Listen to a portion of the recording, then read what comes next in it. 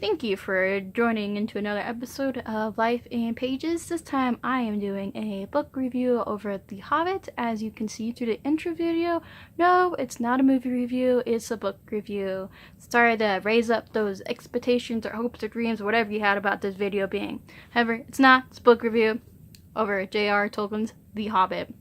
Woo! Y'all probably already know the story and what it's about, because there has been movies already made that have been out for at least 6 years, if not a little bit longer. So if y'all don't know what it is and have been living under a rock, you go ahead and pay attention. If not, just skip ahead and hope that you skip far ahead enough. Anyways, so the book is J.R. Tolkien's prelude into the Lord of the Rings series. It is about a hobbit named Bilbo who goes on an adventure with some dwarves to save, pretty much to get back their homeland.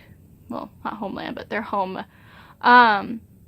So it pretty much starts out with Bilbo being the normal hobbit that he is, which is, hobbits are kind of like Tolkien's version of the little people that you hear in Folktale. So with that saying, you could kind of imagine like pretty small. He's very, very short.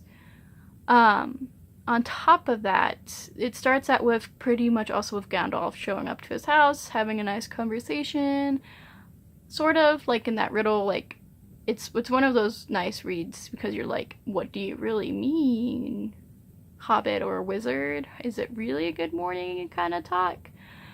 After that whole like talking, Gandalf leaves his mark on his door for him and the dwarves to see where to stop by. And Bilbo never knows about the mark on the door. Never. So only everybody knows except for him, which is pretty sad because it's his door. The dwarves finally show up to Bilbo's house very slowly, but they do. And Bilbo doesn't know what's going on. He's just like, okay, this is weird. Why are these like strange men in my house? But like hobbits are very friendly, so they're like, okay, I'll feed you. They're like very, very they're very welcoming. It doesn't matter like what you are, as long as if you're welcoming back to them back. Like if you are nice to them, they'll be nice to you, kind of. And they're just like, they bow to him and they're like, what's up? He's like, okay, I guess I'll take you in and we can all eat. And then towards the end of that whole like dinner, he finds out that they're on a venture and that he's actually supposed to be one of the members. They're a boogler, to pretty much help get back their home.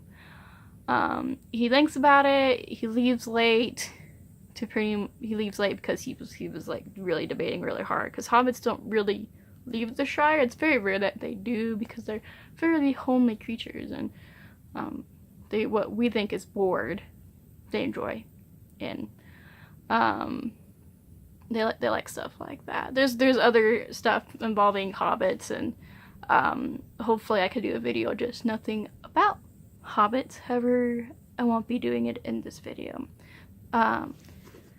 So after they go on to that nice, when they start out, one of the first things they run into is pretty much goblins. And as you can see through the intro, they run into all sorts of problems in just a matter of like that many pages. It's a pretty small book for how much adventure is in here. Pretty good. Bilbo gets them out of that, and then they go into a whole bunch of other problems that they run into. What ties this book into the Lord of the Rings is when Bilbo gets lost. He pretty much gets left behind in one of the goblin caves. And that's when he's searching back in the darkness of one of their goblin tunnels, he accidentally runs into Gollum, who has the ring. So, well, he did have the ring. Bilbo originally found it somewhere laying on the floor nearby. He picked it up and was like, cool, found a cool thing. I don't know what to do with it, but cool. Then he runs into a Gollum, and they have like this riddle contest, until Gollum figures out, wait, he has the ring, but by the time like he realizes that Bilbo has the ring, Bilbo's like already gone, and that's when Bilbo realized that he can disappear with the ring, because like the ring just like fell onto his finger, and boom, Gollum just like walks past him, and Bilbo's just like, how the fuck did he not see me? How is that possible?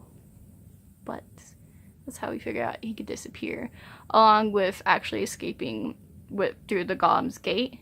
And I think he would have gone unnoticed if it wasn't for his golden buttons that were on his waistcoat. So, and the goblins were like, what is that? And all they saw was golden buttons popping in the creek doorway, and he escapes. And that actually pretty much from there on in the book, especially when it comes to Smaug, is where he mainly uses the ring to save all of their lives.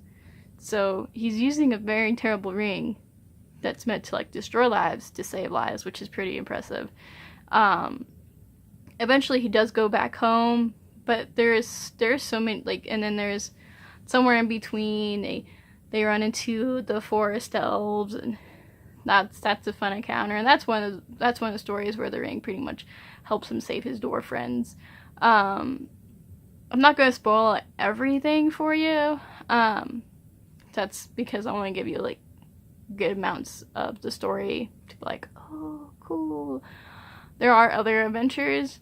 I will talk about the dragon Smaug. However, his personality is pretty dark. I personally love dragons, so I want to be a dragon.